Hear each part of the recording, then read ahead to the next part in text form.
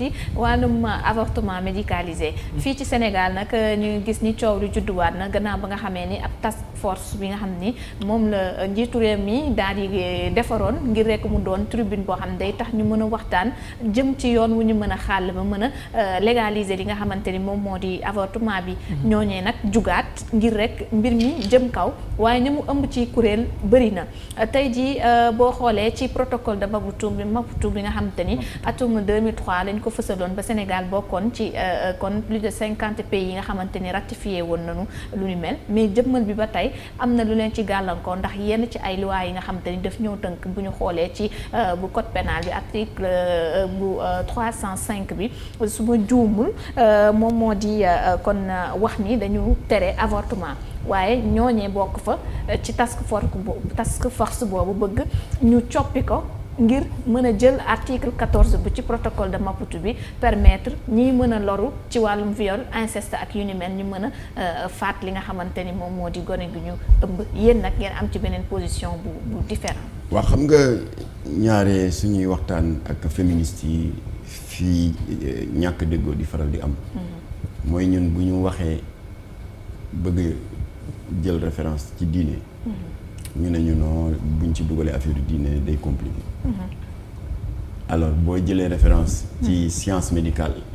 particulièrement vidéo boobu ma yónnee à toute la presse ñuy wane en direct un avortement visualisable sur écran d'échographie nga gis xale bi ni muy souffrir nga xam ne lii c'est un meurtre su boobaa ñu ne ñu méthode d'avortement bi c'est dépassé léegi ay comprimé la et ça se fait facilement boobu gën a bon parce que boobu poson la ñu posone xale bi ci biiru ndeyam pour mu faatu moo tax nag ma bëgg a fàttali ne yoonu Sénégal joxe na ci àtte diine Sénégal yi joxe na ci àtte c'est-à-dire l'islam et l'église moo tax je salue au passage abbé Alphonse Seck parce que bokk naa ak moom benn interview croisée alors qu'on n'était pas physiquement face à face à la télévision marocaine Medi 1 TV moom moo jëkk a wax man ma wax alors j'ai été ravi d'apprendre de sa propre bouche que ndekete ñun jullit yi école doctrinale yi xam nga ku ci nekk am na àpp boo joxe nii bu ko fœtus bi defee ci biiru yaayam ruu gi dikk na boo xoolee la jurisprudence hanafite nee nañ c'est au bout de 120 jours la jurisprudence chafite nee na 40 jours Hanbalite am tamit lu mu wax Malikite am lu mu wax waaye église ndekee église ñoo gën a radical ñoom nee nañ dès la conception waaw ñoom jàpp nañu ne que une vie humaine est engagée et que aucun être humain n'a le droit d'avoir un droit de vie et de mort ci koo xam ne nawleem kon nag loolu dañ koy rafetlu ñaari religion monothéistes yi ñoo bokk benn position alors loolu la église bi wax waaye ñun jullit yi li ñu wax et léeg-léeg ma di ci duut baaraam féministes yi parce que ñoom pour dëggal seen argumentaire dañu nekk naan waaw jullit yaa ngi jubóowuñu parce que hanafite nee nañ c'est au bout de 120 jours chafite nee nañ au bout de 40 jours les malikites ñoom tamit jubóowuñu sax seen biir ñii nee nañ 40 ñii nee nañ 120 et cetera ak Hanbalite yi pour montrer que la oumma islamique ne parle pas d'une seule voix mais c'est une communication désastreuse qui s'est retournée contre elle ndax ba ko këru diine yu bari déggee dañu leen mere et j'ai dit et je la salue au passage parce que féministe bu am yar la mu di Ndeye Amy Sakho bien que on ne partage pas les mêmes positions waaye chaque fois bu ñu bokkee plateau confrontation bu civilisée bu tegu ci teggin alors moo tax ma ne woon Ndeye Amy Sakho da ngeen di informer wu balaa ngeen di wax lu mel ni kàddu bi ngeen yëkkati ndax malgré diversité école doctrinale yi wax naa ko sànq hanafite chafi hanbalite et malikite waaye sutura bi yàlla def Sénégal mooy ak këru diine yi environnement socio-culturel bi ngay wax ma ne environnement socio-culturel bi ngay wax voilà alors këru diine muy Touba Tivaouane Ndiassane Thiénaba Niassène et cetera ñoom ñëpp ñu ngi tënkoo ci l'école doctrinale malikite kon nag divergence amu fi léegi école malikite lu mu wax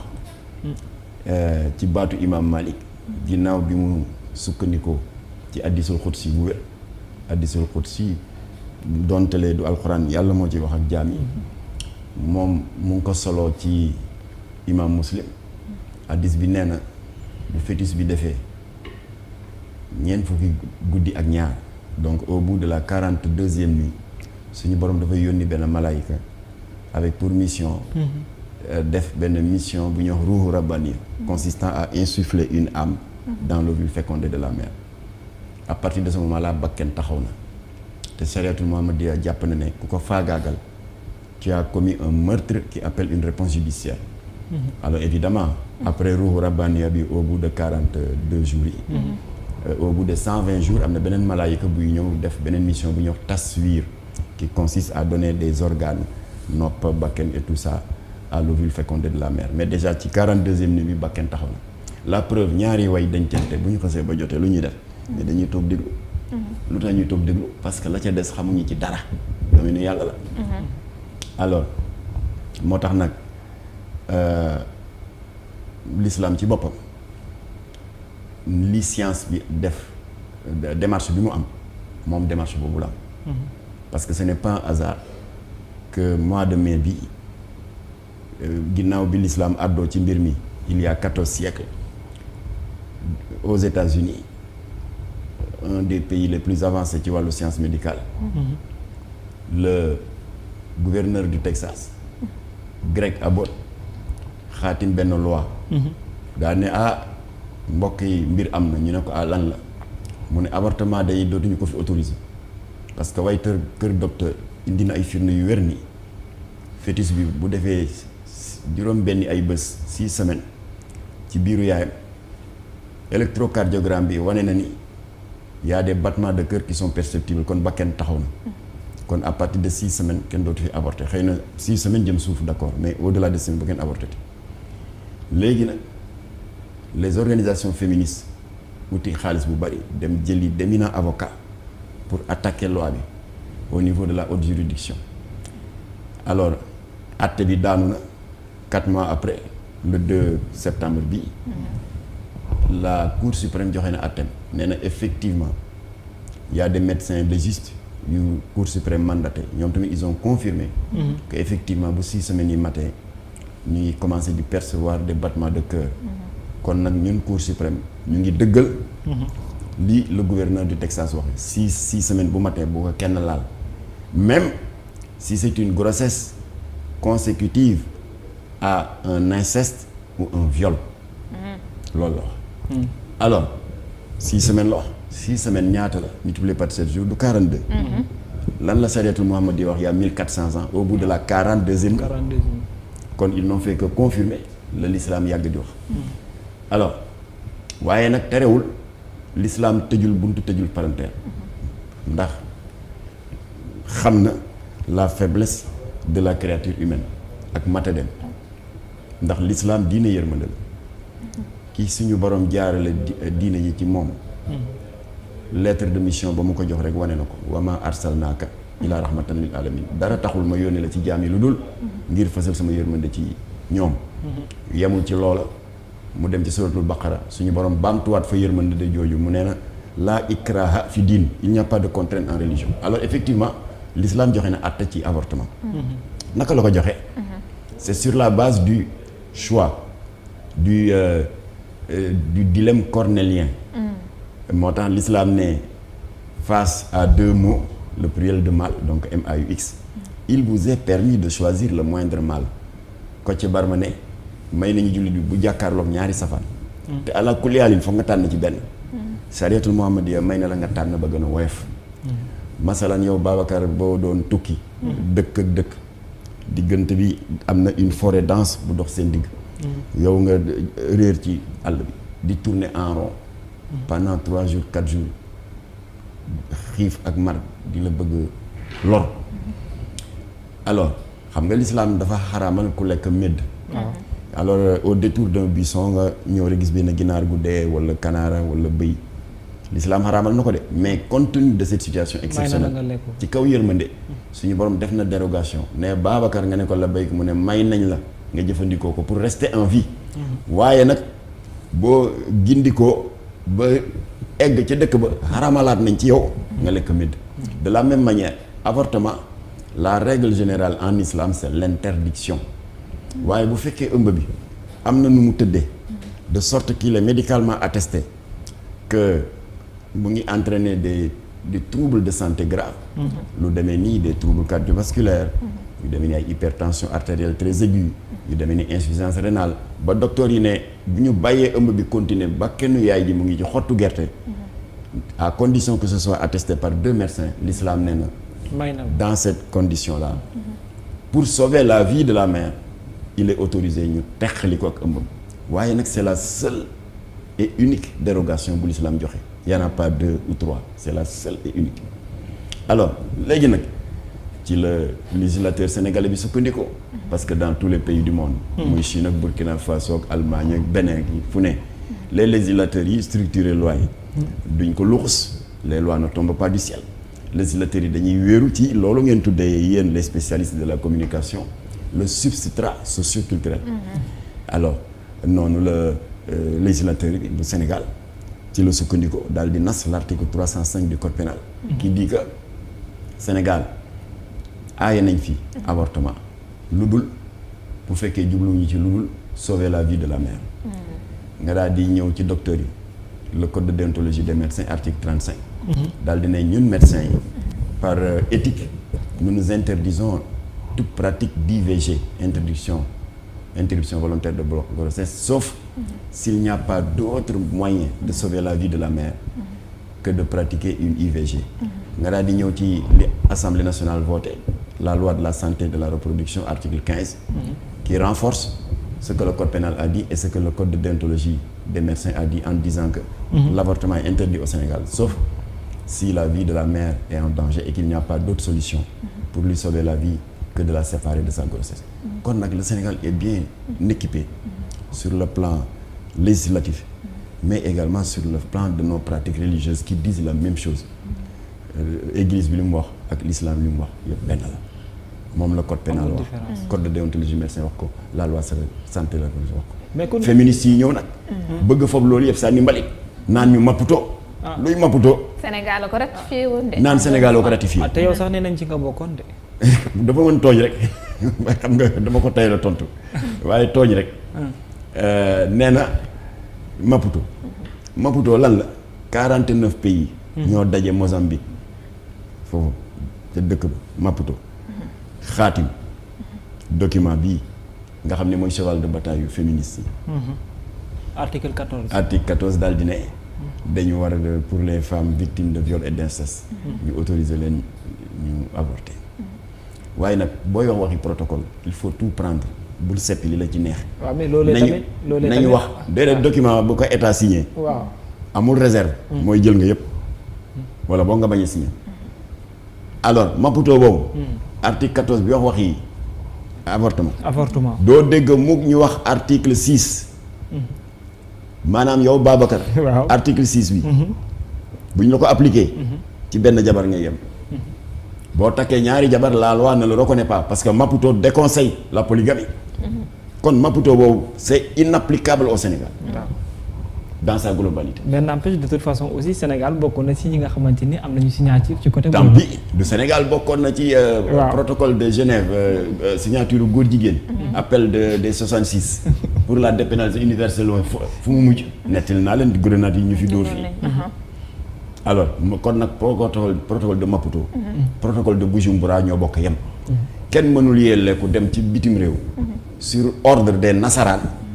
nga xam ne ñoo ko sos ay franc-maçon ngi ci. ñoo sos Maputo ay góor jigéen a ngi ci. ñu ñëw bëgg ko imposer un pays à 98% de croyants catholiques et musulmans confondus.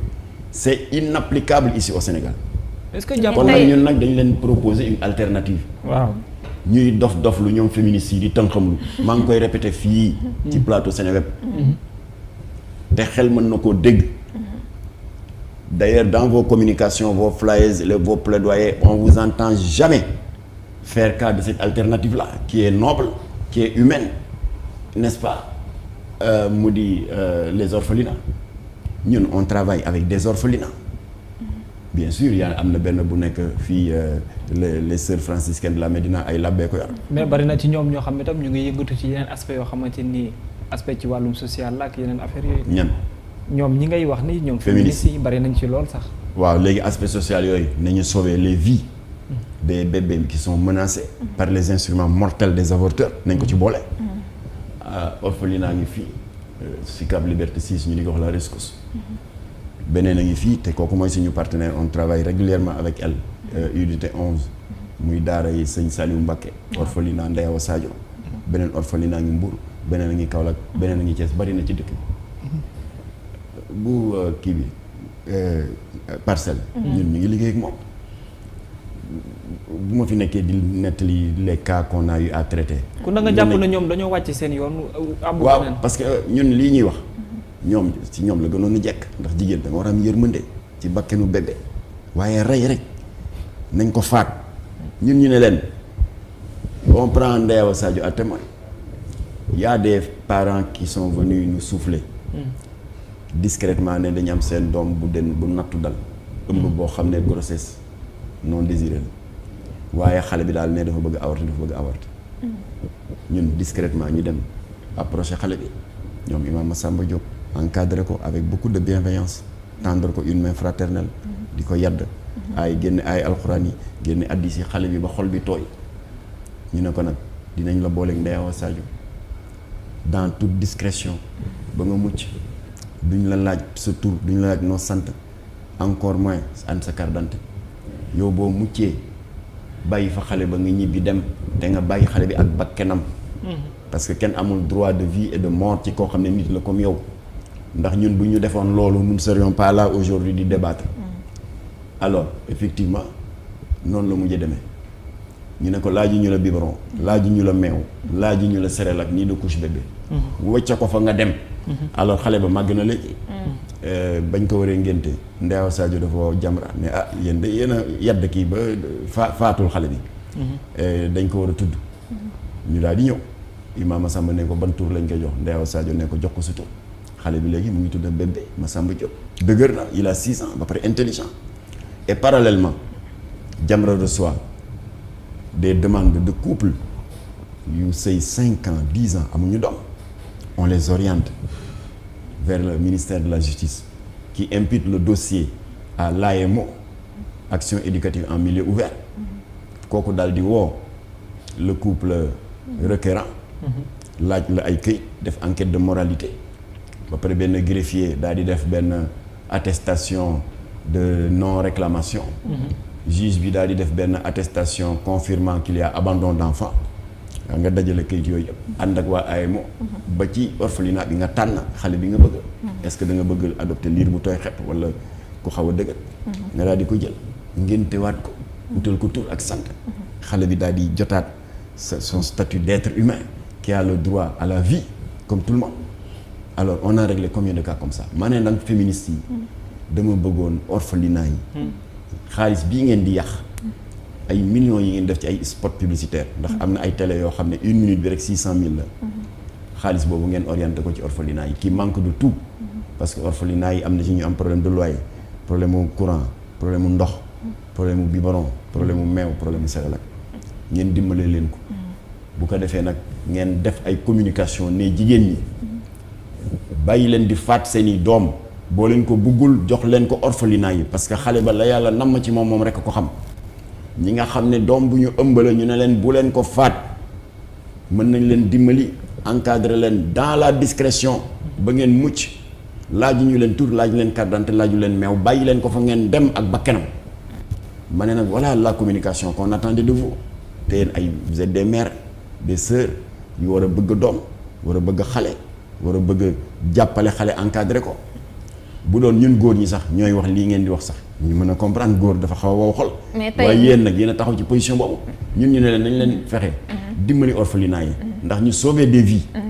yéen ngeen ne non nañu rey xale yi ba pare sauver vie wu mère yi pourtant loolu la ñoom sax féministes yi di weddi seen wàllu bopp parce que maa ngi la doon wax ni am na ñu ma ci interpellé ci ñoom ne Jamra dafa comprendre li nga xamante ni mooy seen xeex dëgg-dëgg. ndax li ñuy wax nii du ñoom kese ñoo ci jugtee ndax task force bi ma lay tuddal léegi. dafa nekk kuréel gu yaagoo xamante ni am na politicien am na ñi nga xamante ni société civile nañ journalistes yi nga xam dañuy yëngu ci wàllum santé entre autres kuréel gu yàlla goo xamante ni ñoom dañu jàpp ni tey Jamra da leen cee seppi ngir def acharnement seen kaw jàppee leen ay assassins yoo xamante ni moom mooy jigéen ñi ñu ne nañu wann lor ci wàllu woowu loo ci tontu ci li ñuy tuddee sax ni paradoxe la tey jii bu ñu xoolee ci yéen ñi ngeen ñi ñaawlu agression sexuelle yi ñuy def ci kon yenn jigéen ñi bañ ciy jëlee lor ëmb ba noppi ñu ne daganul ñu daal di dakkal ëmb bu ni mel. loolu Jamra waxu ko. alquranul karim saytul muhammadiya la bible ñoo ne faat xale ci biir ndeyam c'est un meurtre. mais maanaam yéen contexte bi ngeen di jël parfois jàpp ne ñoom li ñuy laaj nekkul ne parce que ay assassin lañ plutôt que ñuy yëngu ci li nga xam ne moom nga doon suggérer sànq mu dina ñuy def bay taxawu yenn ci ay orphelinat du genre te pourtant n'empêche ñenn ci ñoom ñu ngi def effort yi ni mel mais la jàpp nañu. acharnement lañu jàpp waaw léegi man tam je leur retourne la question. acharnement lañ ko jàppee lu tax ngeen di insister pour le meurtre d'enfants dans leur vie de leur mère parce que ñoom leen nettali mooy li ma ko tuddee meurtre la.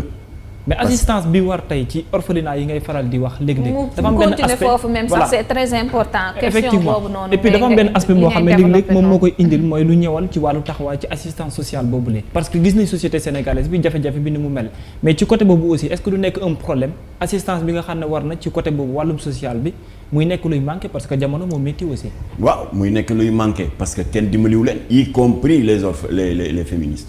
xam nga ñuy jël ay millions di ko def ay spot pour def la promotion du meurtre d'enfants dans le ventre de leur mère qu'elles appellent pudiquement avortement médicalisé di rafetal rey xale la donc xaalis boobu ñuy def foofu bu ñu ko dimbale woon orphelinat yi féex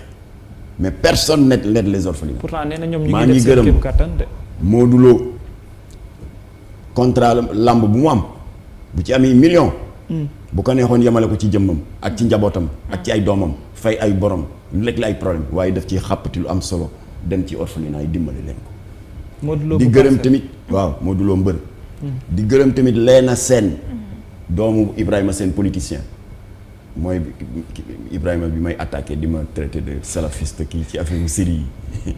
moom def na geste bu rafet dem na ba États-Unis jëli ay bailleurs de fonds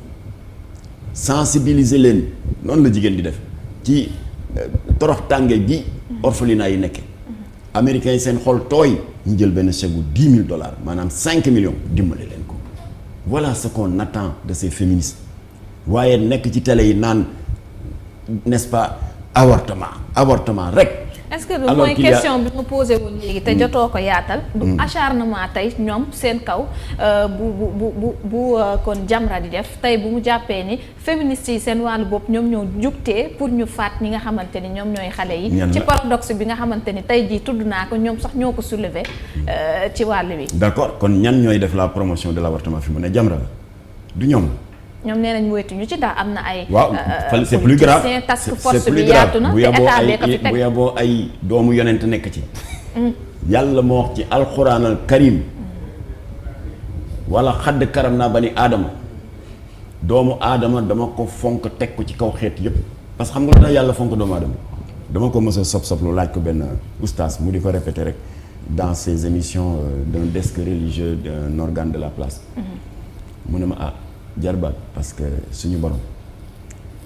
boo demee sax ci Genèse bi suñu mbokk catholique yi wala nga ñëw ci alxuraan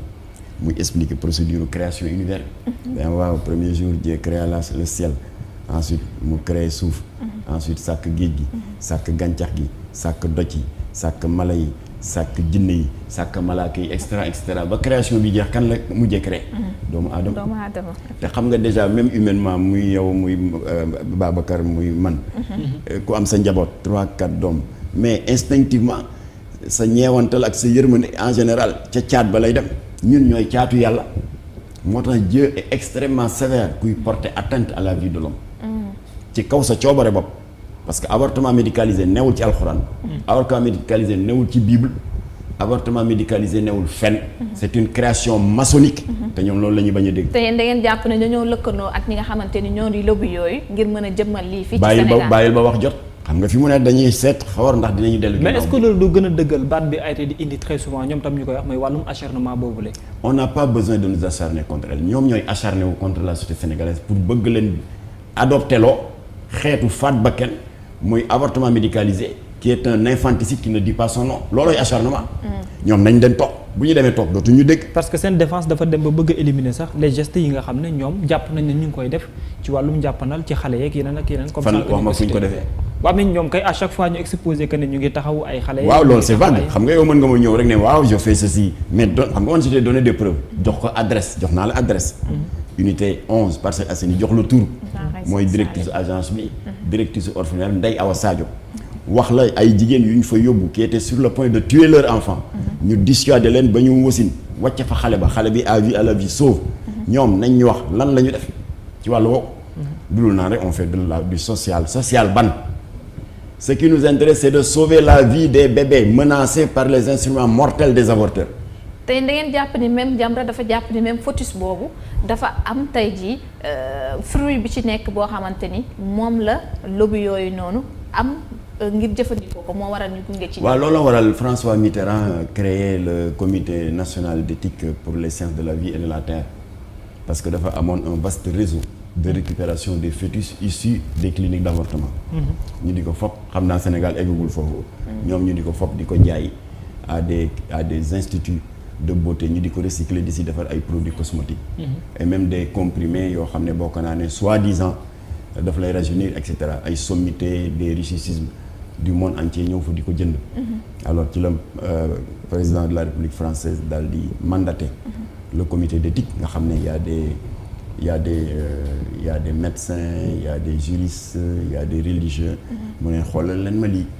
ba xam sur le plan éthique lan ngeen ñuy conseiller parce que ñun nous sommes des hommes politiques am na foo xam ne suñu xarañteef eggu fa. alors rawatina que dañ daan jël le liquide amniotique bi nekk ci enveloppe bi xale bi di nekk pendant les 9 mois de grossesse. récupérer placenta bi. récupérer fœtus bi. yooyu la ñuy jël nag traité ko en laboratoire di ci defar yoo xam ne nee nañu ça rajeunit mu ne xoolal leen ma ko waaye ba comité de demee ba tëju au bout de quelques jours de conclave dañu génn def seen conclusion mais daal monsieur le président daal waxtaan nañu ba jubóo nañu ñun daal on considère que c'est une forme d'anthropophagie. autrement dit de cannibalisme. kon jekkul ñu jàpp nit di ko recycler di ko jox beneen nit. mu di ko alors président daal di signer décret interdire le commerce de fœtus. waaw loolu c'est un autre aspect boo xam ne Sénégal eggul ci xarañte boobu waaye daal j'invite pour la énième fois les féministes lii ngeen di naan on fait du social c'est bien waaye dem leen ca orphelinat yi xaalis bi ngeen di yàq di ko jot ci seen i bailleurs de fonds di ko def ay publicité rajo télé avortement médicalisé rek xaalis boobu jël leen ko jox ko orphelinat yi ñii amuñu problème ñii dañu am problème fay luyaas am nañu am 2 mois d'arriéré de loyer ndox courant meew cérélac couche ak tamit di neexal bàjjenu gox yi leen di toppatoo parce que amuñu ndey amuñu bàyyi xaalis ba fa ngeen ko war a dugal yéen ay jigéen ngeen yërmande moom ngeen war a jiital waaye bàyyi leen di jiital des slogans maçonniques naan jigéen am na droit de disposer de son propre corps bàyyi leen di jiital des slogans maçonniques yi wax naan jigéen alors elle doit décider quand elle va enfanter ou quand elle ne va enfanter waaye bu yàlla dogalee nga am ëmb ak cadre boo ko mënti amee la nekk ci yow moo ko dès l'instant que bakken taxaw na dénkaane suñu borom la amuloo benn droit de vie et de mort ci jëmm jooju nga xam ne sa nawle la di être humain comme yow kon seen wax war ngeen fexe ba dindi ko ci waxu nañ dindi xale bi nañ ko dindi l'islam waxee nag conditions yi nga xam ne ci la ñu def dérogation mooy quand la grossesse se profile de telle sorte que la santé de la mère est gravement menacée ba boo moytul sax ñu mën a wax ne bakkanu ndey ji mu ngi ci xottu gerte c'est le seul et unique cas bu l'islam autorisé bu fekkee c'est médicalement attesté pour ñu teqali ndey ji ak biir. ok yaakaar naa ne féministes yi dégg article nañ 305 code pénal wax. bañal moom la article 35 code de déontologie des médecins wax. moom la article 15 sur la loi de la santé et de la reproduction voté par l'Assemblée nationale du Sénégal, un pays souverain wax. yéenay kat ba bëgg a jël lële 49 pays dont des francs-maçons. signé ko foofu ca Maputo. muy protocole bi ngeen ñëw ne nañ ko appliquer fii daal di nappaaje toutes nos valeurs. yéenay kan. mais tey moo tax nag protocole Maputo bu Bujumbura lañ yemale. ma di leen yëgal ne nag màggal gi lañ doon xaar mu jeex màggal gi jeex na. dès demain. on a pris les rendez-vous. sëñ Mountakha dafa sonn dañ koy bàyyi mu noppalu ko. waaye après on va commencer à donner la bonne information aux autorités religieuses. parce que dañ leen di nax. avortement médicalisé ñu daal di ne ñi ñoo bari yërmande waaye médicalisé nag tous les avortements sont médicalisés ndax xam nga le danger de travailler avec des bailleurs de fonds internationaux boo gisee Jamra faalewul bailleur je le répète ici Jamra ne reçoit 1 franc d'un bailleur d'un pays de naar ou de tubaab 1 franc d'un financier quelconque bu nekk dans un pays occidental quelconque ou local. ñun dañuy fonctionner sur la base de cotisation de contribution volontaire de nos membres et sympathisants. alors le danger nag boo lekkee xaalisu bailleur dootoo libre boo gisee en décembre 2020 Jamra taxaw ak Dame Mbodj Cussens pendant que beaucoup d'autres ONG ne miig ñun ñoo taxaw teg dënn UNESCO ne ko sa projet satanique bii nga fi bëgg a dugal consistant à initier dès l'âge de 5 ans des enfants sur l'éducation sexuelle ak dem ba cours secondaire di fa dugal des notions LGBT. ça ne passera pas li tax ñu am cette liberté de ton là. c'est parce que laalu ñu xaalisu bailleur étranger. est-ce que nekku leen di masqué. kon nag ñoom. lekk avance su ñële. waaw fay ay sport très cher. mais bailleurs yi boo lekkee seen xaalis da ngay am obligation de résultat. j'utilise souvent l'exemple mbër boo xam ne. qui a commis l'imprudence jël avance su un promoteur de lutte aussi exigeant que Gaston foo jaar di nga sëgg a bëri. est-ce que nekku leen di masquer seen xeex est-ce que nekkul ne yéen seen xeex dëgg-dëgg mooy xeex ñi ngeen jàpp ne ay lobby la ñu nekk ci ginnaaw féministes yi ñoo ngeen bëgg a xeexee plutôt que ngeen koy jaarale ci apparence su ne. non les féministes ñun je prends à témoin docteur Camara je prends à témoin Ndeye Amy Sakho on a toujours été des partenaires. tant qu'il est question de défendre des intérêts nationaux. mais da ngeen jàpp ne ay lobby ñoo ne seen ginnaaw ñoom. lu wér. yow dafa ngeen ne ñoom dinañ jël seen salaire yu bon yi salaire Sénégal yi xam nga baaxul ay infirmières ak ay jàngalekat ak yooyu fa ne. kon ay lobby ñooy leen ñoom dinañ jël seen salaire di def ay millions de spots publicitaires. te am ay tante ki ay jarbaat yu ñu mën a dimbali. xaalis bi bitim réew lay jógee. waaw alors léegi nag. delloo leen ñooñu seen xaalis. ngeen ne leen jéem nañ def nañ lu ne waaye faat bakkenu xale ci biiru ndeyam.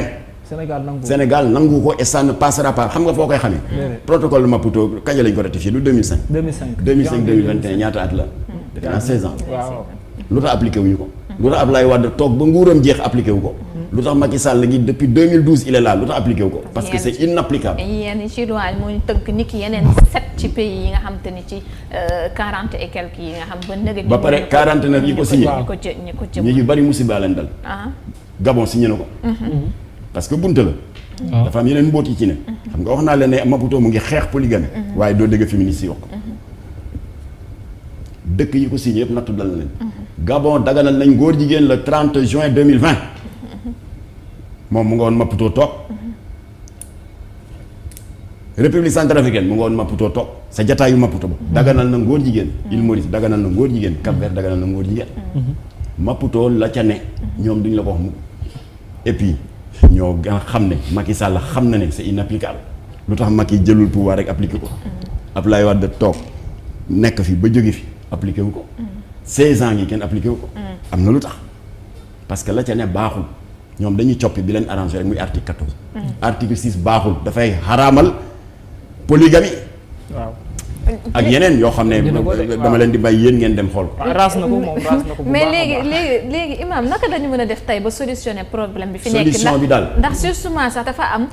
cas yi nga xam te ne mooy xale yi ñuy jur ba pare di leen sànni fan yi dafa takk lool ba tey jii moo leen mayaat doole sax ngir ñoom ñu jóg ngir mën a yëkkatiwaat li nga xamante ni mooy xeex bi kon waaw ma ne moo tax dama wax nanguwuñ ko solution ne kenn amul droit jël des cas particuliers di ko taafantaloo pour démanteler l'article 305 qui est une loi de portée nationale et qui protège la société sénégalaise. moo tax man dama leen wax ne cas yooyu cas yu ñu war di régler la au cas par cas. c'est des cas minoritaires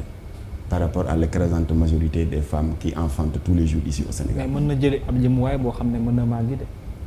waaw mais am na yeneen yoo xam ne bu beneen jataay xëy na danaa ci egg ak yéen mouvement féministe yi France def nañu ay trafic sur les chiffres et les statistiques di ko gonfler pour émouvoir les populations yooyu yëpp am na fi alors naan mooy nombre de suicide de nangam yëpp ay kàcc la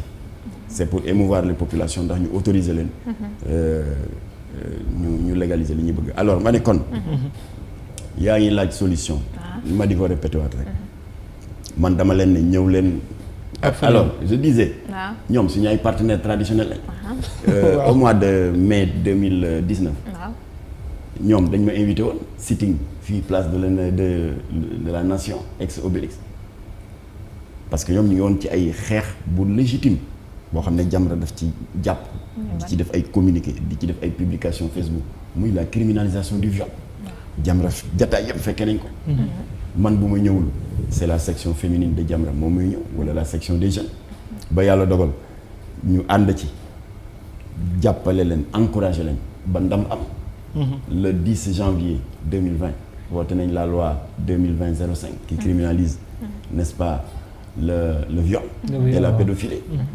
bi nga xamee ni fii daaw ci magasin yi nekk booru Sacré-Cœur Gibraltar Sacré-Cœur Mermoz am na une jeune fille bu ñu fa fitnaaloon nee nañ da doon def vol à l'étalage mais après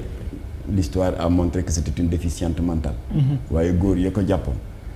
fi nga xamee ne ils étaient animés de mauvaises intentions sàcc kay boo ko jàppee yeew déjà jigéen sax par définition dafa néew doole waaye nga yeew lu ci war a topp dul yóbbu ko police waaye defoo ko nga yóbbu ko ci arrière boutique bi futti ko filmer ko jël vidéo bi posté ko ci réseaux sociaux yi toroxal ko maak Ndeye Amy Sakho ak Amnesty International Seydi Gassama ñoo signé une déclaration commune pour exhorter le procureur de s'autosaisir. Le procureur s'est autosaisi ba jàpp nañ ñooñu caabi féete leen ginnaaw donc ñun ñoo ko def ak les féministes de l'AJS association des juristes sénégalais. Ndeye Amy Sakho mu may dégg ñaata yoon laa ko sollicité mu régler ma des cas de violence faite aux femmes parce que dafa am ñuy sollicité te ñun amuñu expertise ak structure bu gérer yooyu structure d'accueil de femmes victimes de violence conjugale. kon kay tey waxtaan mën naa am ba ngeen. ba ma ko jotee dama woo Ndeye Amy ne ko am naa fi benn cas de mu ne ma ne ko jëkkër ji def ko dóor ko barre de fer ba ndaw si loxo bi damm na wala nangam mu ne ma envoyé ma ko ba ma ko envoyé ci boutique de droit ñoom ñu utal ko gratuitement avocat encadré ko ba yoon jox ko ak xam ak yelleef. mais pourtant yéen war ngeen mën a dem ba bokk benn xeex on n'a pas de problème. waaye faat bakken bi. y a pas d'autre solution que nañu bàyyi faat bakken bi te ñu dooleel orphelinat yi muy accueillir des grossesses non désirées boo accouché ngallaawaay ñibbil waaye bàyyil xale ba ak bakkenam. léegi ñu gis Jamra nga dem sax ba treize ñenn ñi sax ñoom ay lesbiennes lañ tax ba ñu jur coow yow sa diggante ak féministe bii di Gabrielle Kane alors loolu noonu est-ce que tey du tooñ. ci seen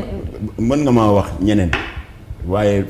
dossier boobu man defe naa pare ci moom ci ñoom parce que ñoom dañu jàpp ñoom ñëpp ngeen laal à travers moom boobu nga wax tey jii ba mu jur coow. ci moom di Gabrielle parce que dañ mel ni benn xas la bu yëkkati ko rek. lan laaw moom mën nga ma rappeler ñenn ci ñoom ñenn ci ñoom. ñu ci ëpp ay lesbiennes lañ. non dama ne en France. il y a un courant très fort de féministes extrémistes. après je vais vous envoyer des extraits de seeni éditoriaux yi. yoo xam ne ñoom jàpp nañ ne féminisme non la ak góor ce qui est faux. féminisme mooy jàpp góor comme noonu di ko xas di ko ŋaññ